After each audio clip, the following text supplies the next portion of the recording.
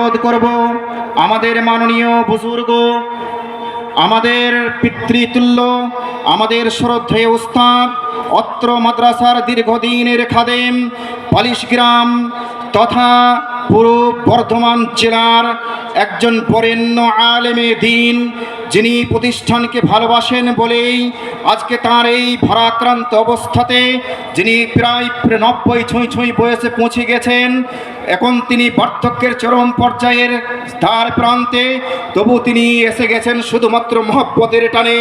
তাই সেই মহান ব্যক্তিত্বকে আমি কিছুক্ষণ বলার জন্য এবং অত্র মাদ্রাসার কর্তৃপক্ষ, অত্র গ্রামের অধিবাসী যারা আপনাকে প্রচণ্ডভাবে শ্রদ্ধা করে, আপনাকে প্রচণ্ডভাবে ভালোবাসে, আপনি যাদের নয়নের মণি, আপনি যাদের মাথার মুকুট, সেই সমস্ত আপনার সন্তানদের উদ্দেশ্যে আপনার জ্ঞান গর্ব উপদেশ শোনার জন্য আমরা অধীর আগ্রহী।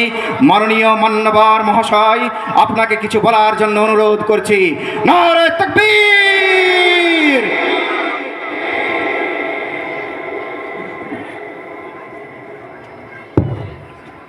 अस्सलामु अलैकुम नहमदुहु व नसल्ली अला रसूलिल करीम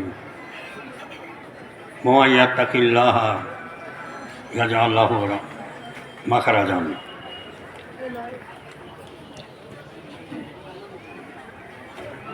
माननीय सभापति ও শ্রোতাবৃন্দ, আমি সংক্ষেপে, আপনারা যারা এসেছেন অনেকেই এই মাদ্রাসা সম্বন্ধে হয়তো অবগত হতে পারছেন না বা জানেন না। আমরা জানি, আমরা নিজের কাগজের মধ্যে দেখতে পাই, কাগজ ছাপার মধ্যে, চেকের মধ্যে, যে 1952 সালে এই মাদ্রাসা প্রতিষ্ঠিত হয়েছিল। কিন্তু তার কতটা সত্যতা আছে এ সম্বন্ধে আমরা চিন্তা ভাবনা করি না। কথাগুলি শুনুন। আর এই আজকাল মাদ্রাসা দেখছেন বিরাট রূপ ধারণ করেছে। আল্লাহ জানে এরপরে আবার কত বড় বড় হবে, সে সম্বন্ধে আমি বলছি, তা শুনুন। এই পালিশগ্রাম একটি গ্রাম, সুশিক্ষিত গ্রাম, এবং এই গ্রামে এরা 1900 সালে একটা মাদ্রাসা চালু করেছিলেন। 1952 নয়, 1900 সালে। সেটা ফেরত তার যিনি মাদ্রাসার প্রতিষ্ঠাতা ছিলেন, তেনার নাম হচ্ছে মৌলানা হারুন সাহেব। সেই মাদ্রাসার ছাত্রদের মধ্যে আমি বাড়াবাড়ি করে বলতে চাচ্ছি না, টক করে বলছি, সেই মাদ্রাসার ছাত্র সম্বন্ধে নূরপুরের মশহুর 3 জন মৌলানা আবু তাহের সাহেব, মৌলানা আবদুল্লাহ নাদবী এবং মৌলানা ইউসুফ সাহেব, মৌলানা ইব্রাহিমের আব্বাজান বা মৌলানা নিয়ামতুল্লাহ সাহেবের তৃতীয় নম্বর জামাই, তার নাম ছিল ইউসুফ সাহেব। তারা কিন্তু এই মাদ্রাসার ছাত্র। আপনি বললেন আপনি কী করে জানলেন? একটি পত্রিকা বার হয়েছিল যখন আবদুল্লাহ নাদবী মারা ইন্তেকাল করেন। সেই পত্রিকার মধ্যে লেখা দেওয়া ছিল যে প্রথম তাদের সূচনা এই নূরপুরের এই 3টে বড় বড় মাওলানার সূচনা তা পালিশগ্রাম থেকে হয়েছিল। পরে তারা গিরিধরপুর, নদিয়া জেলার গিরিধরপুরের মাদ্রাসার ছাত্র ছিল। পরে অন্য জায়গায় তারা লেখাপড়া শিখেছিল। মৌলভী সাহেবরা স্কুলে চাকরি করবার আশায় মৌলভী ডিগ্রি হওয়ার পরে তারা হিন্দি পরীক্ষা দিত। তার মধ্যে আমি একজন ছাত্র, আর আমারই মাদ্রাসার এক প্রেসিডেন্ট মৌলানা আবুল হোসেন, দুজনে মিলে আমরা পরীক্ষা দিতে গিয়েছি। ওই হিন্দি বোলপুরে সেখানে একটা একটা বৃদ্ধ মৌলানার সঙ্গে দেখা হলো। আমাদের রফাদায়ন করে নামাজ পড়ার জন্য তিনি জিজ্ঞাসা করলেন, ভাই আপনাদের বাড়ি কোথায়? আমরা বললাম পালিশ গ্রাম। তা তিনি বললেন, আমি পালিশ গ্রামের ছাত্র, আমার নাম ইমরান, আমার বাড়ি পাঁপুরি। পাঁপুরি সাহেব আমার সম্মুখে উপস্থিত হয়েছেন। এনাকে ভালোবাসি, স্নেহ করি, শ্রদ্ধা করি, ভাষাটা বলব না। এরা জালসায় একবার আমি সভাপতি ছিলাম। আচ্ছা, তা বললে আমার বাড়ি পাঁপুরি, আমার নাম ইমরান, এখন আমি স্কুলে চাকরি করতাম, এখন আমি এই বোলপুরেই বাস করি। তাহলে তিনি বললেন আমি পড়েছি পালিশ গ্রামে।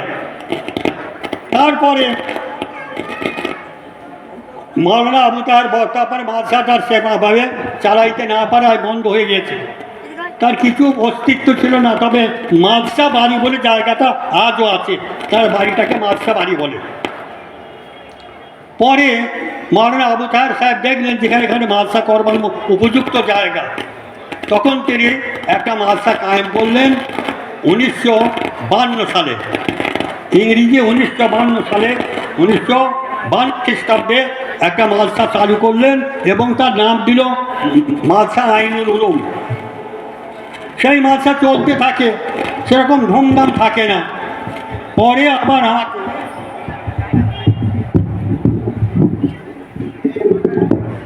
মাদ্রাসা কমিটি, মাদ্রাসা দরদি মানুষে মনে মনে করলে যে মৌলভী আব্দুর রবকে আনতে পারলে বেশ আমাদের হয়তো উপকার হবে। যাই হোক, আমি স্বপ্নে দেখি আমার এই মাদ্রাসা স্বপ্নের মাদ্রাসা। আমি স্বপ্নে দেখছি আমার মানে চাকরি করি তখন কুলসোনা মাদ্রাসায়, আর কুলসোনা মাদ্রাসারই আমি ছাত্র। কুলসোনা মাদ্রাসায় স্বপ্ন দেখছি যে আমি ওই পালিশ গ্রামে যে মাদ্রাসাটা মসজিদে ছিল ওই মাদ্রাসাটাকে দেখছি, কিন্তু স্বপ্নের জন্য দেখছি এটা বনপাড়া। আমি বনপাড়ার দুটি ছাত্র, তার মধ্যে একজন আমার বিয়ে হয়েছে, মৌলভী আব্দুর রহিম আর মৌলভী এরশাদ। তাদেরকে বললাম আমি স্বপ্নে দেখছি তোমাদের গায়ে আমি মাদ্রাসায় আনন্দ সহকারে চাকরি করছি। তারপরে বললে অসম্ভব কথা, আমাদের বনপাড়ায় মাদ্রাসা হতে পারে না। কয়েকদিন পরেই দেখছি পালিশগ্রাম থেকে খবর যাচ্ছে যে আপনি আমাদের মাদ্রাসায় চলুন, তাহলে অনেক বড় হয়ে যাবেন। আমাকে বড় লোভ দেখাইলেন যে আপনি বড় হয়ে যাবেন, কোন সময় চাকরি যদি করেন ওরা শিবকে পাথর বলবে, কিন্তু পাথরকে ওরা শিব বলবে না। আপনি এখানে সে সম্মান পাবেন না যে সম্মান আমাদের গ্রামে গেলে পাবেন। লোভ ধরাইলেন এবং টাকারও কিছু লোভ দেখাইলেন। 80 টাকা মাইনে চাকরি করছেন, আপনাকে 120 টাকা মাইনে দেব। এখানে চলে আসার পরে এই মাদ্রাসা আরম্ভ করে দিই। আমি করার পরে চেষ্টা করি, এখানে মাদ্রাসা চালানো সম্ভব নয়, সেই জন্য কিছু জায়গা পাই কি না পাই। আল্লাহ একজন জান্নাতি মানুষকে, তার নাম হচ্ছে কুতুব চৌধুরী, আমি জানতে পারলাম কুতুব চৌধুরী এই জায়গাতে বিক্রি করবেন। আমার সঙ্গে তার খুব মহরম ছিল, তিনি আমাকে 6 বিঘে জায়গা দিয়েছেন। তখন আমি এনাকে বললাম আস্তে আস্তে যে ওই জায়গাটা দেন, আমি মাদ্রাসা করব। তখন তিনি আমি কিন্তু তেনাকে দান করতে বলি না, আমার মনের ভাব যে আপনি বিক্রি করুন, আপনি বিক্রি করুন। আমি তেনাকে দাতা জানি না যে তিনি বড় দাতা। আমি বললাম যে বিক্রি করুন আমাকে জায়গাটাই মনে ভাবলি, কিন্তু তিনি বুঝলেন হ্যাঁ যে এরা তো এই মৌলবী মানুষ, এরা চেয়ে খাওয়া যাক, আমাকে বলছে ওই 3 বিঘে জায়গা অমনি দিতে।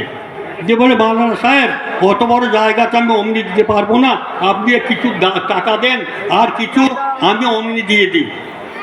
কথাটা বুঝুন, লোকে বলছে না তিনি দাম দিয়ে দিয়েছেন, দাম দিয়ে দেয়নি। দামের এ জায়গা দাম দিয়ে পাওয়া যায় না, দাম দিয়ে পাওয়া যায় না এ জায়গা। এমন জায়গা আমি বলতে পারি বর্ধমান কেন, পশ্চিম বাংলায় কোথাও আছে কিন্তু জানি না, যার একটা দিঘির পার্শ্বে 2টি কলেজ, ডিগ্রি কোর্স কলেজ আর ইঞ্জিনিয়ার কলেজ, ITI কলেজ, আর তার পাশে একটি জায়গা এত বড়, যে কোথায় আছে বলে আমার মনে হয় না। যাই হোক, তিনি দাম দিয়ে একটা দেয়নি। তিনি বললেন যে আমাকে আপনি কিছু টাকা দেন। আমি বললাম তা বেশ, কিছু টাকা দেন। শুনে রেখেছেন এই জায়গাতে এত বড় জায়গা কেনা আছে মাত্র 48,000 টাকায়, মাত্র 48,000 টাকায়। তাহলে কত তিনি খাতির করছেন চিন্তা করুন। অনেক লোকে বলে না না সে বিক্রি করতে হ্যাঁ করতেন না, তা নয়। তারপরে আপনি আজকে তোর সামনে দেখুন, আমি যখন দেখলাম যে মাদ্রাসা তিনি নাম দিয়েছিলেন আইনুল উলুম, এর আরও বাড়বে বলে ভবিষ্যৎকে লক্ষ্য করে এর আবার আমি জামিয়া নাম দিলাম, জামিয়া সালাফিয়া আইনুল উলুম, একে নাম দেওয়া হয়েছে। আর ইচ্ছা আমার ছিল, একটি কথা বলছি, যে অর্ধেকটা নিয়ে মাদ্রাসা করি ছেলেদের পড়ার, আর অর্ধেকটা মেয়ে ছেলেদের পড়বে, গার্লস মাদ্রাসা হবে বলে অর্ধেকটা ফেলে রাখলাম।